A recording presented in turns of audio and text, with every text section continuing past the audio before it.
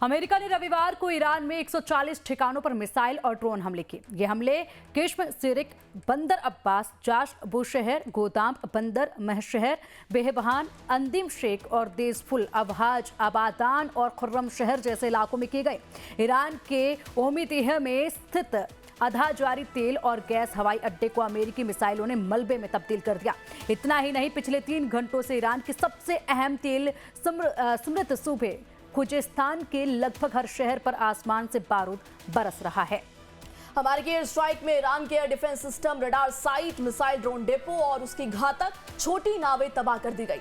अमेरिकी सेना ने साफ कर दिया है कि दुनिया की इस लाइफलाइन को ईरान के रहमो करम पर नहीं छोड़ सकते। लेकिन ईरान के धार्मिक शासन की रीढ़ कही जाने वाली रिवॉल्यूशनरी गार्ड्स ने भी अमेरिका को आंखें दिखाई हैं। ईरान के सरकारी मीडिया ने भी अपनी जमीन पर हुए अमेरिकी हमलों की पुष्टि की है, जहां कई धमाकों में कम से कम 1 व्यक्ति की मौत हो गई, 4 घायल हो गए। इस जंग की चिंगारियां पूरे क्षेत्र में फैल चुकी है। बहरीन में जहां अमेरिकी नौसेना का 5वां बेड़ा तैनात है, वहां 2 बार मिसाइल अलर्ट के सायरन गूंज उठे। कुवैत ने दावा किया कि उसने दुश्मन की तरफ से दागी गई मिसाइलों को हवा में ही मार गिराया। ईरान के इन हमलों का दायरा अब बहरीन, कुवैत, कतर, जॉर्डन और ओमान तक फैल गया है। हमेशा मध्यस्थता करने वाले ओमान ने भी इस बार भड़क कर ईरानी राजनयिक को तलब कर लिया है। लड़ाई का एक और मोर्चा इराक में खुला है, जहां उत्तर कुर्दिस्तान में मौजूद ईरानी कुर्द विपक्षी समूह कुर्दिस्तान फ्रीडम पार्टी के चामशर बेस पर आत्मघाती ड्रोन हमला हुआ। कमांडर रिबाज शरीफी के मुताबिक नुकसान बड़ा है, लेकिन अभी तक किसी संगठन ने इस हमले की जिम्मेदारी नहीं ली है। बदले की आग में सुलगते ईरान ने अब वो कदम उठा लिया है जिसकी आशंका पूरी दुनिया को थी।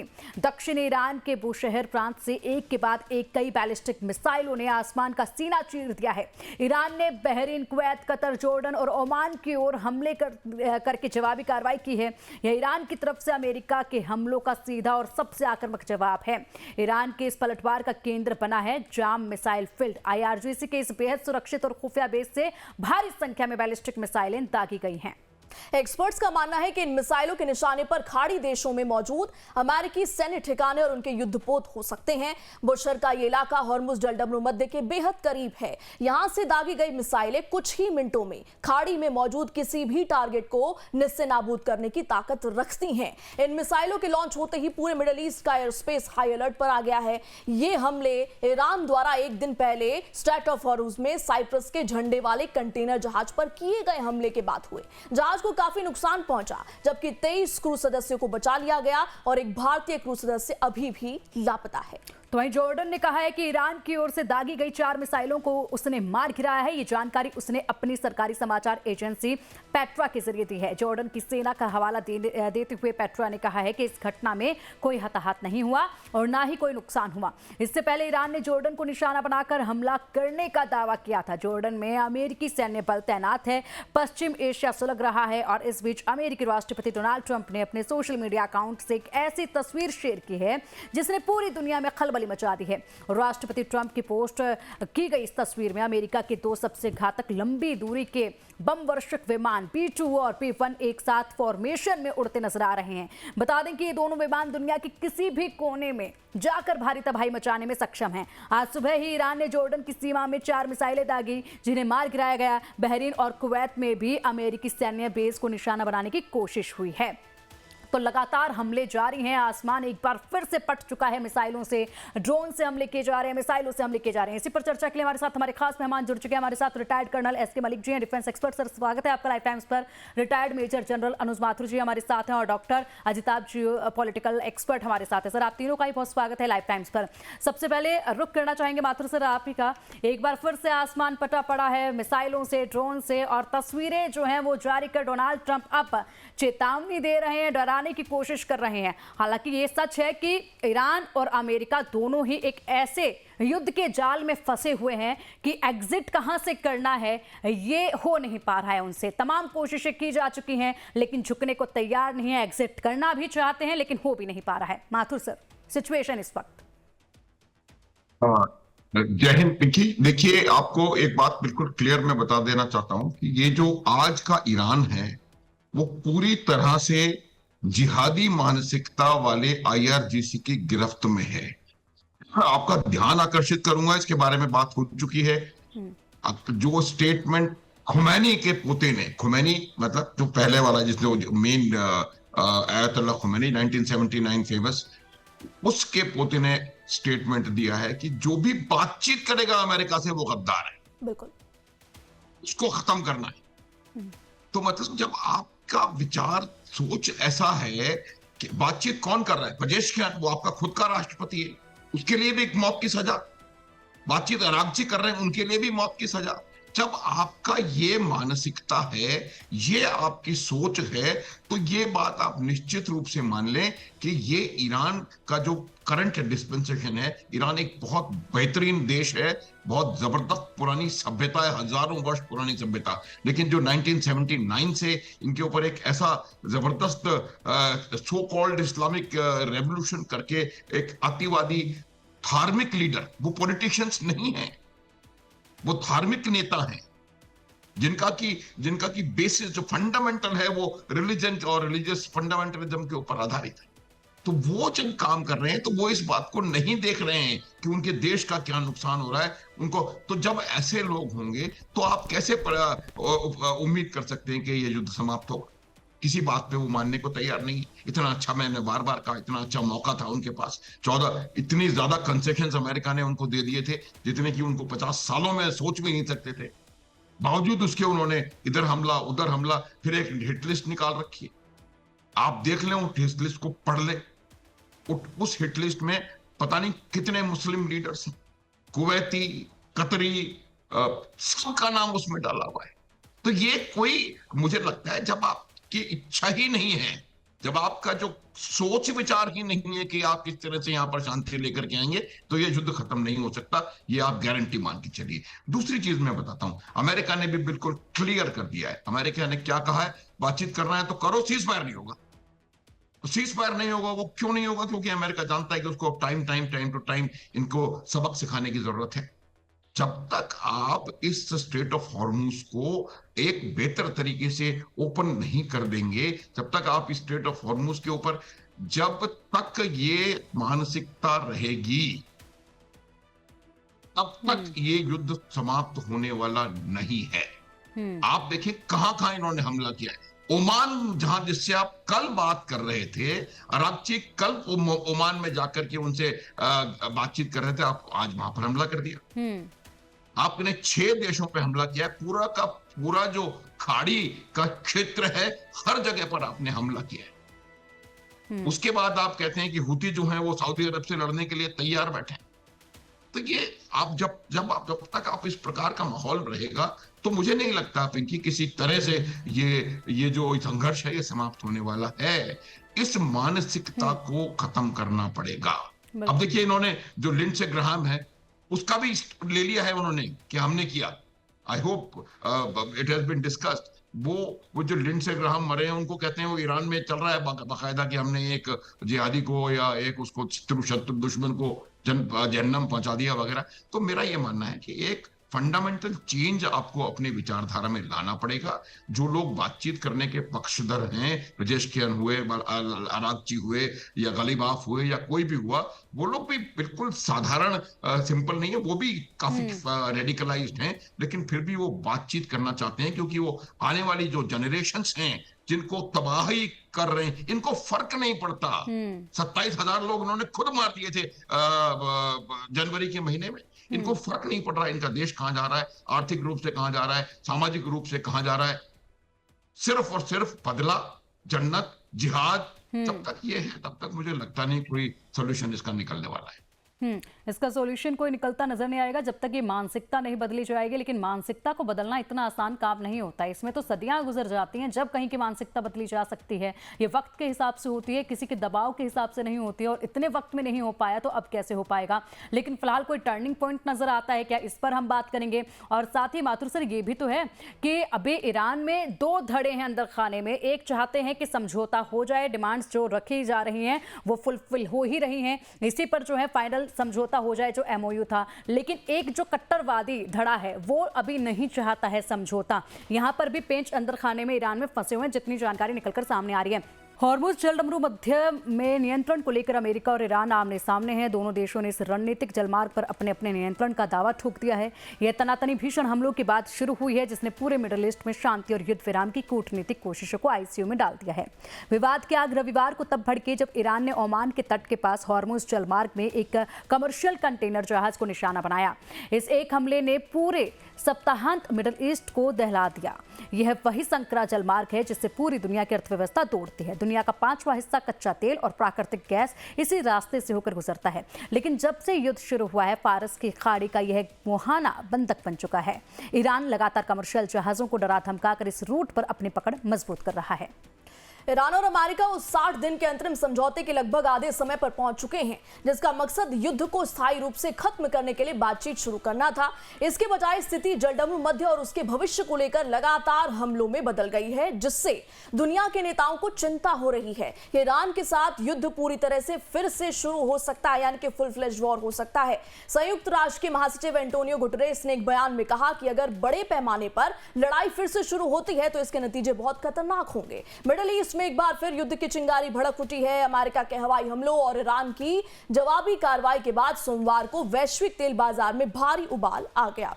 अब सीधा रुक करते हमारे साथ तमाम गेस्ट जुड़े हुए हैं। डॉक्टर अजिताभ, मैं आपसे समझना चाहूंगी, 4 मई को ईरान ने एक पोस्ट किया था, एक नक्शा बकायदा पोस्ट करके, उसमें स्ट्रैट ऑफ हॉर्मुज़ का ये जो संकरा रास्ता है जिसको लेकर के पूरा बवाल है, इस संकरे रास्ते को अपने कंट्रोल में दिखाया था। अब आज सोमवार को ईरान तो पहले से दावा कर ही रहा है, ईरान और अमेरिका दोनों दावेदारी ठोक रहे हैं। तो इतना तो साफ है, क्रिस्टल क्लियर है कि यही दावेदारी शांति के रास्ते में सबसे बड़ी अड़चन बन चुकी है।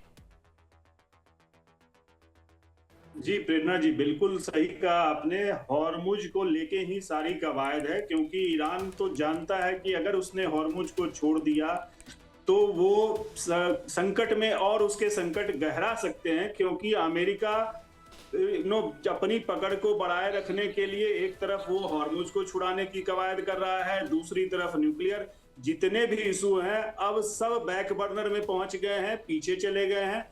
हॉर्मुज पे ही सारा फोकस हो गया है, क्योंकि हॉर्मुज, जैसा आपने कहा, दुनिया का 20% से ज्यादा ऑयल एंड गैस का यहाँ से आवाजाही होती है, और वो दुनिया की एक तरह से कहिए इकोनॉमी को, उसकी ऊर्जा को एक जो हवा देता है उसी को रोक दिया है। और ईरान तो जानता है, उसकी ज्योग्राफी ऐसी है कि अमेरिका लाख कोशिश कर ले। अब देख लीजिए, 300 से ज्यादा अटैक पिछले इस वीक में हो चुके हैं। अमेरिका बार बार क्लेम करता है कि हमने तो अटैक करके उसकी क्षमता को कम कर दिया, खत्म कर दिया, लेकिन कितनी क्षमता ईरान की है? एक तरफ तो आप कह रहे हो कि ईरान कुछ नहीं है जी, उसको तो हमने नेस्तनाबूद कर दिया, दूसरी तरफ बार बार अटैक करने के बावजूद ईरान को आप कंट्रोल में नहीं ला रहे हैं। आपने डायरेक्ट मिलिट्री, पॉलिटिकल और आप आर्थिक तीनों तरह से प्रेशर बना के ईरान पे देख लिया, लेकिन ईरान अभी भी झुकने को तैयार नहीं है। डैमेज उसका हुआ है, डैमेज तो उसका पिछले 47 साल से हो रहा है। तो क्या अमेरिका के पास अब ऑप्शंस है? परमाणु बम का यूज करेगा, सोल्जर्स ऑन ग्राउंड ले जाएगा, क्या ये सॉल्यूशन है? मुझे तो नहीं दिखता। जैसा आपने कहा, ये अमेरिका महायुद्ध के चक्रव्यूह में फंस गया है, और इस चक्रव्यूह से निकलने के लिए इसको अभिमन्यु जैसा कोई अवतार लेना होगा। राष्ट्रपति ट्रंप के बस की बात तो अब नहीं दिखती है, क्योंकि वो अपने डोमेस्टिक पॉलिटिक्स में और इंटरनेशनल जो उसका रेमिफिकेशन है, दोनों में इस तरह से जकड़ गए हैं कि अब उनको कोई उपाय सूझ नहीं रहा है। रणनीति बदलने की कोशिश उनकी जारी है। इसीलिए वो नेटो के समिट में भी आया था, उन्होंने खुल के कहा है कि ईरान से जो नजदीक है तुर्की, उसको वो समझाने की कोशिश में है, और उसके साथ साथ एक रीजनल वो कोशिश कर रहे हैं कि जो क्षेत्रीय देश हैं उनको साथ में लेके चला जाए, इंटरनेशनल कोलिशन बनाया जाए, और साथ में जो दबाव की राजनीति है उसको भी कंटिन्यू रखा जाए। लेकिन अभी भी ये कोई हल दिख नहीं रहा है। बिल्कुल कोई हल अभी दूर दूर तक अजिताभ सर नजर नहीं आ रहा है, और तमाम जो कंट्रीज हैं वो अभी इस वक्त यह अंदेशा लगा रही हैं कि युद्ध जो है वो अब बहुत ही ज्यादा खौफनाक रूप ले सकता है, बढ़ सकता है, और इसी के साथ इसकी आग जो है वो चारों तरफ फैल सकती है। अगर ऐसा होता है तो क्या नुकसान होगा ये सभी को मालूम है, निकलने का कोई रास्ता नजर नहीं आ रहा। मलिक सर, बात की जाए तो ईरान ने सीधे तौर पर उन तमाम कंट्रीज को धमकी दे दी है कि जो भी अमेरिका को अपनी जमीन का इस्तेमाल करने दे रहे हैं हमलों को लेकर, अब उन्हें भी बख्शा नहीं जाएगा, उन पर भी डायरेक्ट अटैक होगा। ये पहले भी धमकियां दी गई है, दोबारा धमकी दी गई है, सीधे अब चेतावनी दे दी गई है। तो क्या अब वॉशिंगटन अभी भी लगातार उस जमीन से हमला करता रहेगा या फिर यहां पर भी कुछ जो है कहीं ना कहीं तनातनी नजर आ सकती है? और चलिए बात करते हैं गाजा और इजराइल के बीच जारी युद्ध को लेकर। युद्ध विराम की तमाम कोशिशों और दावों के बावजूद गाजा पट्टी में बारूद बरस रहा है। इजरायली सेना ने दक्षिणी गाजा के अल बुरेज सैन्य शिविर और साबरा इलाके को निशाना बनाकर भीषण हमला किया है। गाजा के स्वास्थ्य मंत्रालय का कहना है कि इस ताजा हमले में कम से कम 6 फिलिस्तीनियों की मौके पर ही मौत हो गई, जबकि 14 से ज्यादा लोग गंभीर रूप से घायल हैं। अस्पतालों में घायलों की चीख पुकार मची हुई है। गाजा स्वास्थ्य मंत्रालय ने जो नए आंकड़े जारी किए हैं वो रूह कपा देने वाले हैं। युद्ध की शुरुआत से लेकर अब तक 73,200 से ज्यादा लोगों की जान जा चुकी है और ये संख्या लगातार बढ़ती ही जा रही है। गाजा में युद्ध विराम के बावजूद इजराइल का सैन्य अभियान जारी है। इस बीच इजराइल ने अपने इस हमले का एक आधिकारिक वीडियो भी जारी किया है। इजराइल का दावा है कि वो सिर्फ हमास के ठिकानों और लड़ाकों को निशाना बना रहा है, लेकिन जमीनी हकीकत आम नागरिकों की जान पर भारी पड़ रही है। चर्चा हमारी लगातार इन्हीं मुद्दों पर जारी है। मलिक सर, सवाल आपसे ब्रेक से पहले ये पूछा गया था कि जिस तरीके से यहाँ पर ईरान अब धमकी दे रहा है अमेरिका के तमाम सहयोगी देशों को कि आप अपनी ज़मीन का इस्तेमाल ना करने दें, अगर आप ऐसा करेंगे तो हम आप पर भी अटैक करेंगे और उस अटैक की निंदा भी नहीं की जा सकेगी। पहले भी ये धमकी दे चुका है, तो क्या वॉशिंगटन अब अमेरिका के सहयोगी देशों का एयरबेस यूज़ कर पाएगा? यहाँ पर कोई तनातनी देखने को मिलेगी, कुछ बदलाव देखने को मिलेगा इस धमकी के बाद?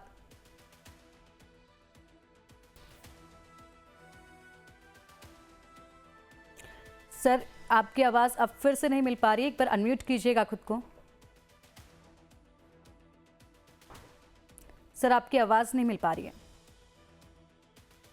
चलिए माथुर सर, यही सवाल आपसे, आपको क्या लगता है सिचुएशन बदल सकती है कुछ यहाँ पर? नहीं, देखिए, जहां तक इसको दो तरीके से एक देखने की आवश्यकता है। जो हो रहा है गाजा में किसी भी प्रकार से उसको जस्टिफाई नहीं किया जा सकता। 74,000 लोगों का मरना, लेकिन उसकी वजह को देखना है।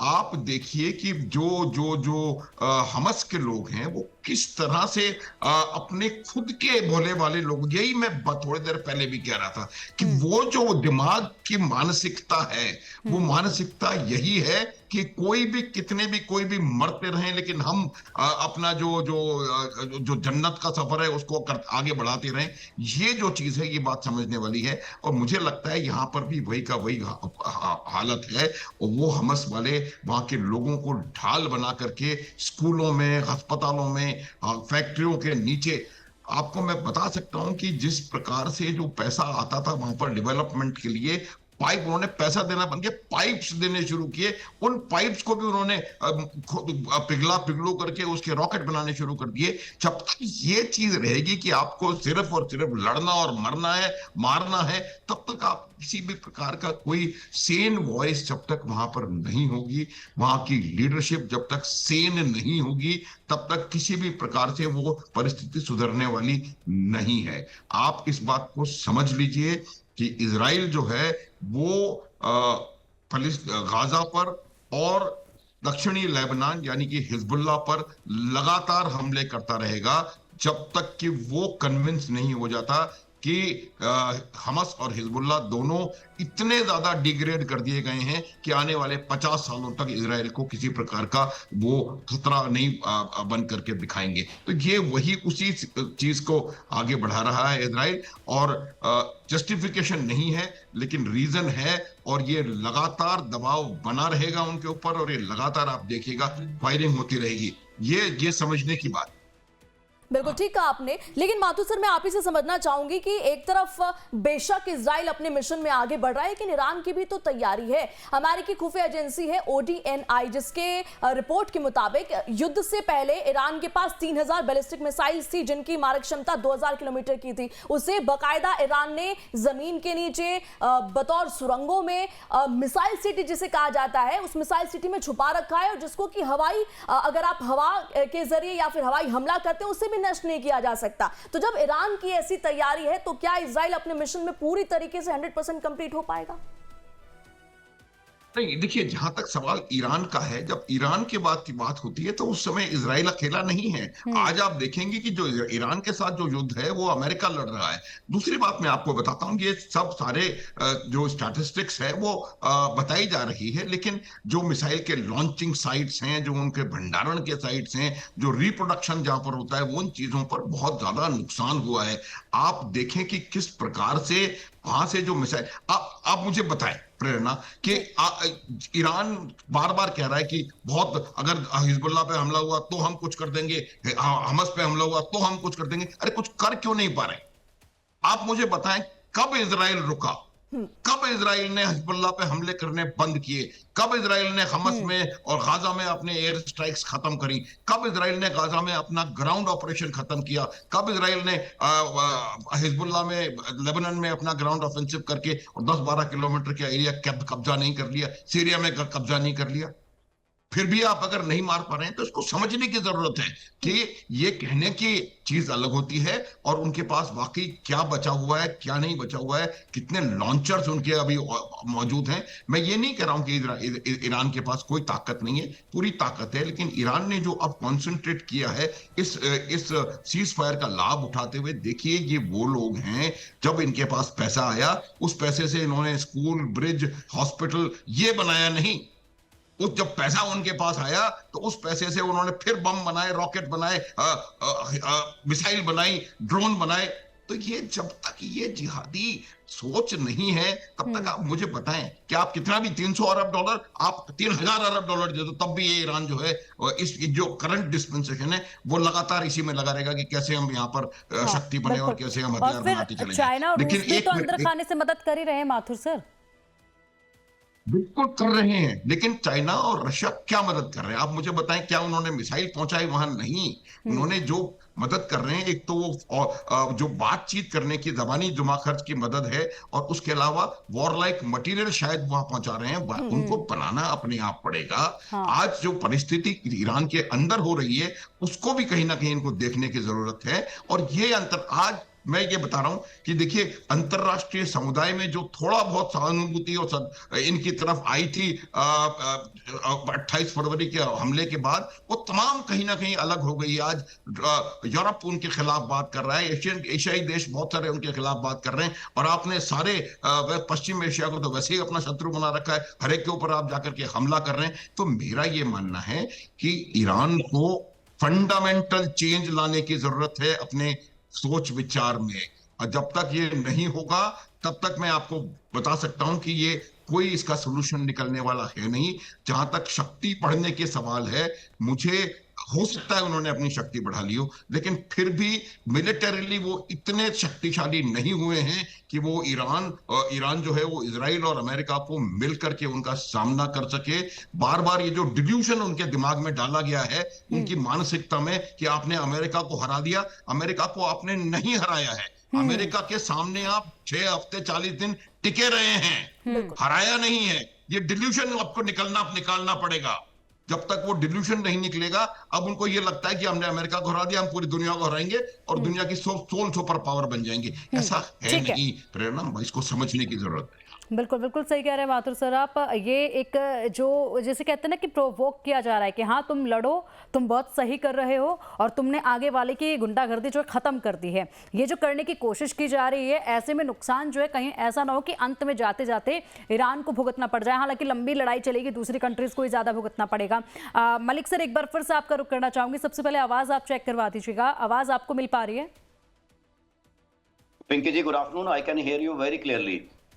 ठीक है मलिक सर, जिस तरीके की सिचुएशन इस वक्त बनी हुई है, अगर हम बात करें तो यहाँ पर हालात बिगड़ते जा रहे हैं, तमाम कंट्रीज भी यही कह रही हैं। ऐसे में माथुर सर ने अभी कहा कि मानसिकता ईरान को अपनी बदलनी होगी, और जब तक अपने दिमाग में जो वो मानसिकता भर के बैठे हैं, जो तमाम जो चीज़ें भर के बैठे हैं, वो नहीं ख़त्म करते, तब तक ये युद्ध रुकने वाला नहीं है, ये युद्ध यूं ही चलता रहेगा।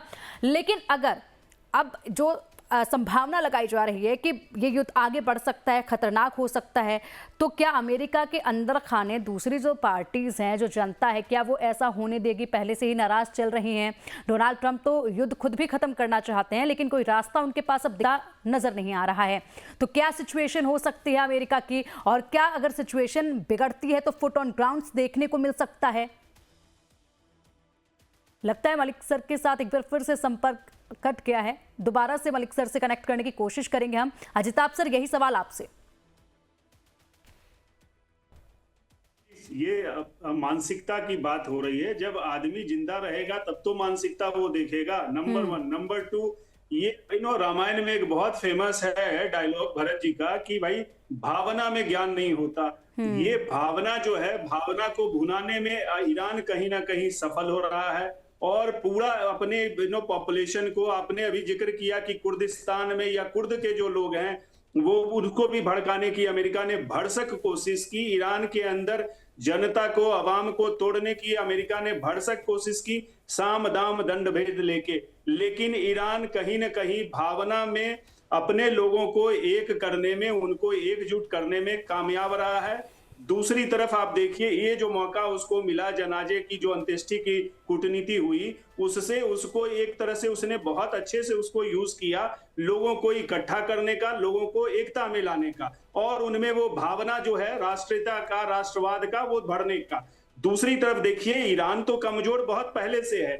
ईरान को कुछ नहीं चाहिए, उसको हॉर्मुज को बंद भी करने की जरूरत नहीं है, सिर्फ उसको टाइम टू टाइम एक एहसास दिलाने की जरूरत है दुनिया को कि हम हॉर्मुज में हैं। एक छोटा सा पटाखा, छोटी दिवाली, मीडियम दिवाली, बड़ी दिवाली मनाते रहे, छोटे छोटे वो अपने हथियार यूज करते रहे, और दुनिया का वो एक तरह से कह लीजिए कि उसकी आर्थिक जो गति है उसको अपनी मुट्ठी में कर लेगा। और यही उसके लिए चाहिए। उसको बार्गेनिंग चिप हॉर्मुज का ऐसा अमेरिका ने दे दिया है कि वो अब इसको छोड़ने के लिए तैयार नहीं है। मुझे लगता है, देखिए, ओमान की तरफ से 4-5 बार बातचीत डायरेक्ट ईरान से हो चुकी है कि भाई 2 रास्ते खोले जाएं, और उससे टोल वगैरह की बातें तो खैर दूर की हैं, वो तो विश्व ऐसे भी नहीं मानेगा, लेकिन 2 रास्ते हों और उससे किया जाए। लेकिन ईरान उसके लिए भी अब तैयार नहीं है।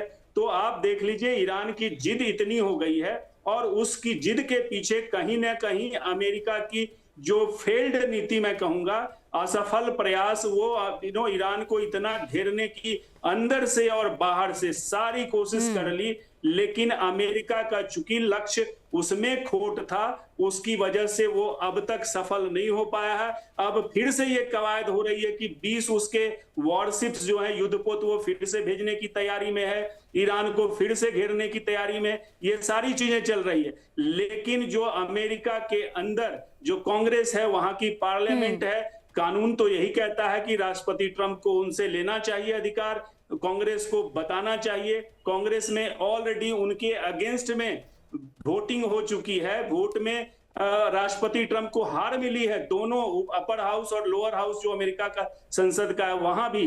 तो एक तरफ वो अपनी कानून की वहां धज्जियां उड़ाते दिख रहे हैं, दूसरी तरफ इंटरनेशनल कम्युनिटी भी उनके साथ नहीं आ रहा है। नेटो को जिस तरह से इन्होंने ट्रीट किया, कभी स्पेन को गाली देते हैं, कभी इटली पे बरसते हैं, कभी वो वेनेजुएला में जिस तरह से किया, तो अब यूरोप के अंदर जो उनका पार्टनर रहा है उसके अंदर एक भरोसा कम गया है राष्ट्रपति ट्रंप पे। अमेरिका जो एक समय ग्लोबल लीडर था और दुनिया को एक मार्गदर्शक का काम करता था, आज उस पे उसके अपने पार्टनर, चाहे वो खाड़ी के देश हो, चाहे वो मध्य पूर्व के देश हो, चाहे वो नेटो के देश हो, कोई भी भरोसा करने को तैयार नहीं है। क्योंकि अमेरिका ने जो जो बहाने लेके आज तक उठा के देख लीजिए, पिछले 150 साल से अमेरिका कोई भी युद्ध अपने बॉर्डर पे, अपनी सीमा पे नहीं लड़ा है। दूसरी जगह जाके वो अपनी प्रॉफिट के लिए, चाहे उसके कैंपेन में जो फंड करते हैं इजराइल की जो अलग अलग संस्थाएं हैं, उसको फायदा पहुंचाने के लिए, अपने जो उसके आर्म्स डीलर्स हैं उसको फायदा पहुंचाने के लिए, अपने तेल कंपनियों को फायदा पहुंचाने के लिए, और सबसे बड़ा राष्ट्रपति ट्रंप अपना फायदा पहुंचाने के लिए ये सारी कवायद करते हैं। और अब वो एक्सपोज हो रहा है, दुनिया के देश देख रहे हैं कि ये ईरान में भी जो इसने कहा राष्ट्रपति ट्रंप ने कि लोगों के प्रॉब्लम्स को हम सॉल्व करने के लिए वहां पे इस तरह का अटैक कर रहे हैं, वो एक्सपोज हो गया। इराक में उन्होंने WMD का बहाना दिया था, वियतनाम में उन्होंने साम्यवाद का बहाना दिया था। कहीं भी उनकी जो इस तरह की अमेरिका की नीति है वो नहीं चल पा रही है और उसका ही खामियाजा अमेरिका को अब भुगतना पड़ रहा है। ठीक है माथुर सर, शायद इसमें कुछ ऐड ऑन करना चाहते हैं या फिर अपनी राय इसमें देना चाहते हैं, लेकिन माथुर सर आएंगे आपके पास। जी जी जी जी माथुर सर। प्लीज। हाँ देखिए, मैं इसमें सिर्फ एक बात याद दिलाना चाहता हूं कि जो इन्होंने जो लिस्ट निकाली है, हिट लिस्ट, उस हिट लिस्ट में इटली की प्रधानमंत्री भी हैं, जर्मनी के चांसलर भी हैं, ब्रिटेन के प्राइम मिनिस्टर भी हैं। ये तमाम चीजें क्यों हैं? वो इसलिए हैं कि वो अभी भी ये समझते हैं कि ये तमाम देश जो हैं वो अमेरिका के साथ हैं, और मेरा अभी भी ये मानना है कि अमेरिका के खिलाफ इनमें से कोई भी देश नहीं जाएगा। ये मेरा मानना है। तो ये बात की पूरी दुनिया अमेरिका से दूर है। मुझे लगता है थोड़ा सा इसको पुनर्विचार करने की मुझे लगता है आवश्यकता है। आज जो मार्क रूटे का स्टेटमेंट आया था नाटो की उसके बाद, वो आप देख लीजिए किस तरह से पूरी तरह से चेंज है कि हमको ये करना है, हमको वो करना है। ये क्यों हो रहा है? ये इसीलिए हो रहा है कि ईरान जो है अपना एक हार्ड लाइन स्टेट लेकर के बैठा हुआ है। इतना अच्छा मौका था इस स्टेट ऑफ हॉर्मुज को पे थोड़ा सा लीनियंट व्यू लेकर के अगर वो बातचीत करने को तैयार हो जाते तो उनको सब कुछ हो जाता। अब ना उनको चाराने पैसे मिलेंगे ना कुछ होगा, और आप देखिएगा लड़ाई लड़ते रहेंगे। लेकिन ईरान तो उसी बात पे अड़ा हुआ है, करो या फिर मरो, और हम तो डूबेंगे ही, तुमको भी लेके डूबेंगे। अब तो वो इस वाली सिचुएशन में है, जैसे कहते हैं ना सुसाइडल बॉम्ब, जो मैं स्टार्टिंग में भी कहते थे, ईरान वो नजर आ रहा है इस वक्त। माथुर सर, जैसा कि आप भी जिक्र कर रहे थे, चर्चा कर रहे थे, इतना तो साफ है कि जो ईरान की मानसिकता, ईरान के लोगों की मानसिकता है, जो तस्वीरें सामने आई थी जब खामेनेई का अंतिम संस्कार हो रहा था कि Trump we will kill you, यानी कि वो मानसिकता क्या है? Death to America, death to Israel. इससे ईरान के लोग पीछे नहीं हटने वाले हैं। ये जिहादी मानसिकता खत्म नहीं होगी। लेकिन ये जो विशियस साइकिल बन गया है, अमेरिका अटैक करेगा, इजराइल अटैक करेगा, फिर ईरान रिटेलिएट करेगा, ये कब खत्म होगा? क्योंकि इसका बड़ा इंपैक्ट दुनिया भर में हम देख रहे हैं, इकोनॉमीज पर भी, और जो ट्रेड रूट्स हैं उन पर भी इसका सीधा सीधा इंपैक्ट पड़ रहा है सर। इसका सारा वैश्विक अर्थव्यवस्था पर और वैश्विक जियोपॉलिटिकल स्टेबिलिटी के ऊपर इसका असर पड़ रहा है। ये मैं पूरी तरह से आपसे सहमत हूं। लेकिन अमेरिका को इसमें लाभ दिख रहा है हर जगह। आप देखिए इसका आप ऑर्डर देखिए। पहले उन्होंने अपना तेल देखा, अपना तेल का कितना, उसके बाद भंडार तेल गैस का, फिर उन्होंने वेनेजुएला को कब्जे में किया। आज उनके पास दुनिया का 40% तेल उनके पास है लगभग।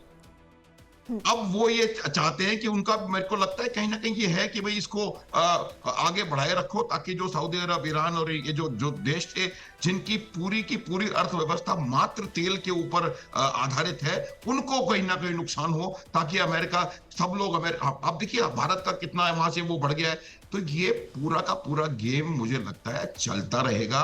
अमेरिका ने साफ कर दिया है कि वो किसी कीमत पे वो सीज फायर को नहीं मानेंगे। बातचीत करनी है, बातचीत करो, सीज फायर नहीं होगा, क्योंकि वो बार बार आपको, क्यों अगर आपने कोई हिंड्रेंस लगाने की कोशिश करी तो वो हमला करेगा। ये मैं ईरान के लोग खराब नहीं है, ये मैंने पहले भी कहा था। ईरान एक बहुत पुरानी सभ्यता है।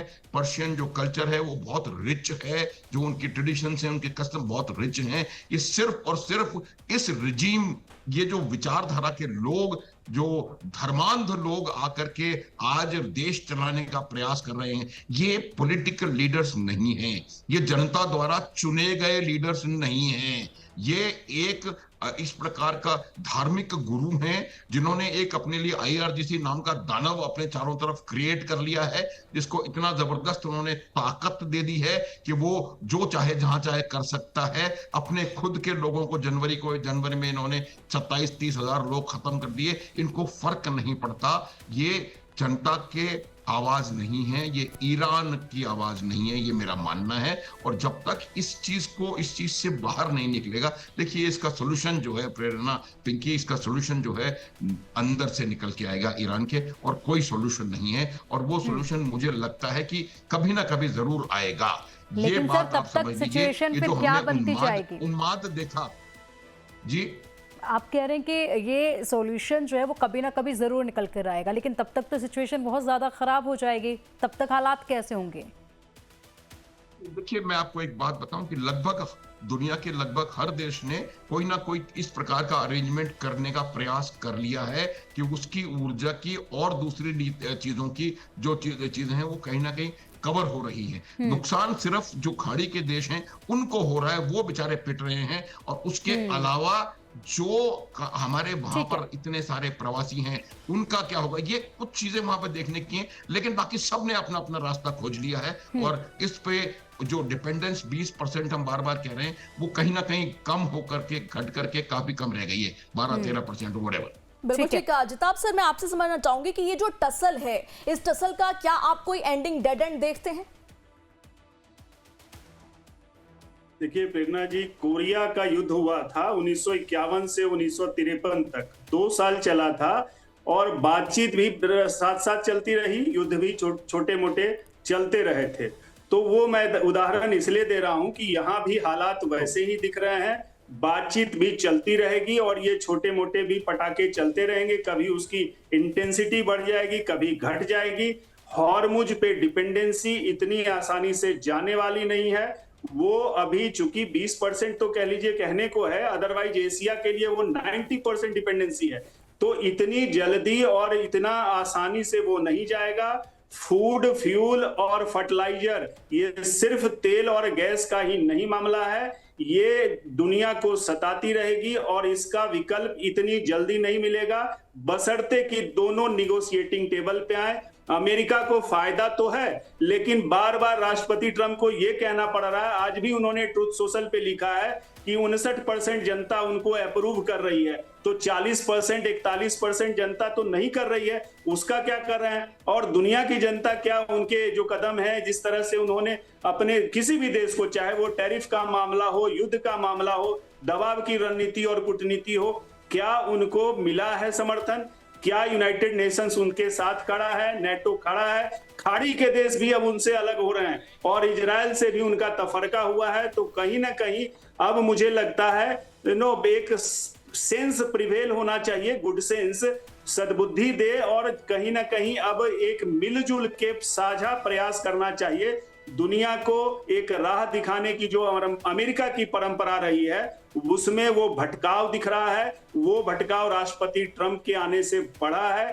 अगर वहां की खुद अमेरिका की भी जनता को उठना होगा, और ईरान तो अपनी आप बर्बादी की ओर है, वो तो कहते हैं पैर में कुल्हाड़ी मारना उसने तो खुद मारी है, इसमें कोई संदेह नहीं है कि अमेरिका के जो ईरान की जो इस्लामिक रेजिम है वो इसके लिए बहुत हद तक जिम्मेवार है, लेकिन उसने अपनी कमजोरी को अपने एक रणनीति में बदल लिया, ताकत में बदल लिया। वहीं अमेरिका अपनी ताकत में इजाफा होने की बजाय घटा है, और उसकी वजह से ये अभी भी लिंगर वॉर होता दिख रहा है। ठीक है। फिलहाल वही चीज़ है कि हर किसी की नज़रें अब सिर्फ सॉल्यूशन पर हैं, चाहे वो ईरान की मानसिकता को लेकर बात हो या फिर डोनाल्ड ट्रंप के खुद के एटीट्यूड को लेकर बात हो, नज़रें तो सिर्फ सॉल्यूशन पर हैं। सॉल्यूशन निकलेगा, बातचीत होगी, तब शांति बनेगी, तब जाकर तमाम कंट्रीज़ को राहत मिलेगी। लेकिन देखना होगा कि सिचुएशन अभी जो ख़राब होती नज़र आ रही है वो कहाँ तक जाती है, तमाम कंट्रीज़ क्या करते हैं, कहीं मध्यस्थता को लेकर कोई बात बनती है या नहीं। फिलहाल हमारे इस खास कार्यक्रम में सर इतना ही। आप दोनों का बहुत बहुत शुक्रिया लाइफ टाइम्स के साथ जुड़ने के लिए, युद्ध भूमि में इस महत्वपूर्ण चर्चा में शामिल होने के लिए।